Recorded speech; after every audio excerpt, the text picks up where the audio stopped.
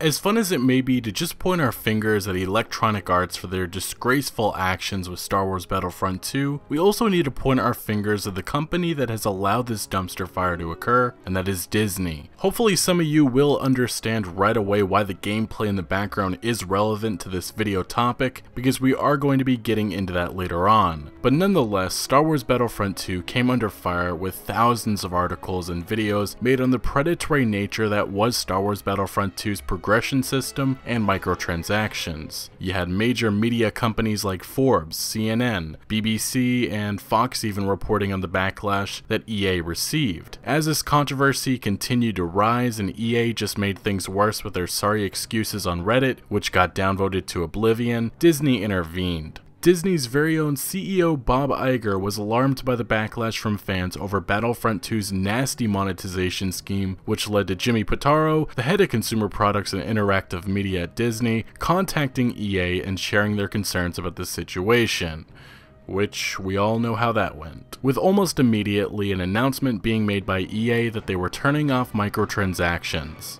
Temporarily. In EA's announcement, they highlighted this was never our intention. Sorry, we did not get this right. Which they were referring to the system in which they defended only days before on Reddit, as well as flat out said months before in early 2017 that they wanted the ultimate team system that's been in games like FIFA and Madden for them brought to Battlefront 2. So at the end of the day, the we're sorry is more of we wish this didn't receive so much backlash and attention. Now, even though it seems I'm centering my attention again on Electronic Arts, this really is not a discussion about them today. It's Disney. Over 170,000 people have now petitioned them to end Electronic Arts' Star Wars deal, citing numerous reasons, with the main one being that EA does not respect the fans or franchise enough to deserve this grand opportunity. Disney has, well, probably expected, but they have ignored this request. The problem with Disney is that they just don't see video games as a market that they want to invest in, and that isn't my opinion because in May 2016, Bob Iger spoke about canceling Disney Infinity, saying the video game business is a changing business, and we did not have enough confidence in the business in terms of it being stable enough to stay in it from a self-publishing perspective. We just feel that it's a changing space, and that we're just better off at managing the risk that business delivers by licensing instead of publishing. It's just that simple. This is also the core reason why the Star Wars deal with Electronic Arts came to fruition, but back in 2012 when Disney purchased Lucasfilm from George Lucas, there were many doubts that LucasArts, the video game developer and publishing arm of Lucasfilm, would survive, and months later in May of 2013, Disney pretty much gave the knockout punch to the studio. They fired almost all the employees and turned LucasArts into solely a licensor. Before LucasArts was shut down, they had been working on the game that is in the background, Star Wars 1313, which was supposed to be a mature action-adventure title following a young Boba Fett. It looked absolutely stunning and there was tons of anticipation, but with Disney shutting down LucasArts, this promising Star Wars title has become a sad memory of a work of art that could have and should have seen life. Disney at the time had said that they were looking at other ways to releasing the game, but here we are years later and Star Wars 1313 has just become another cancelled, once promising game. Besides just Star Wars 1313, LucasArts was also working on Star Wars First Assault, which was supposed to be like the Battlefront games.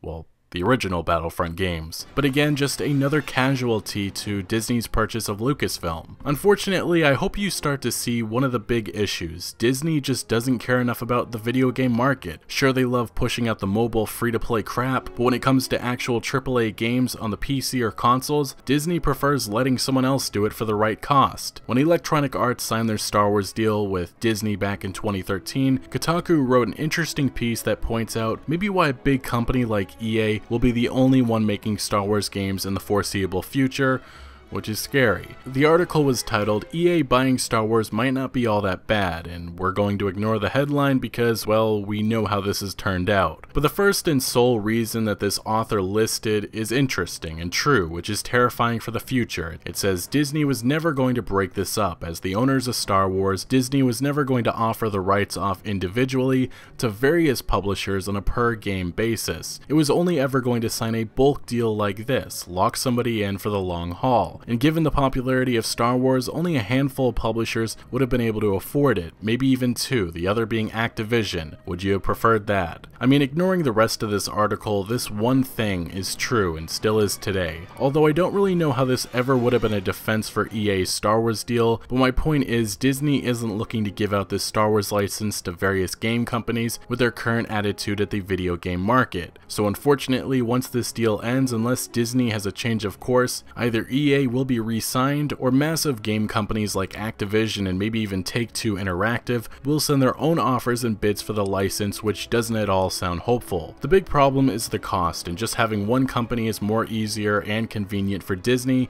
which is really disappointing. But just the idea of seeing a respected game company like CD Projekt Red, the developers of the Witcher franchise, or even Obsidian Entertainment, who developed KOTOR 2, create a new vast open world Star Wars RPG is what I dream for, but it just doesn't seem it'll ever become a reality. So while LucasArts certainly never was golden with all their Star Wars titles developed and published by them, they at least had variety.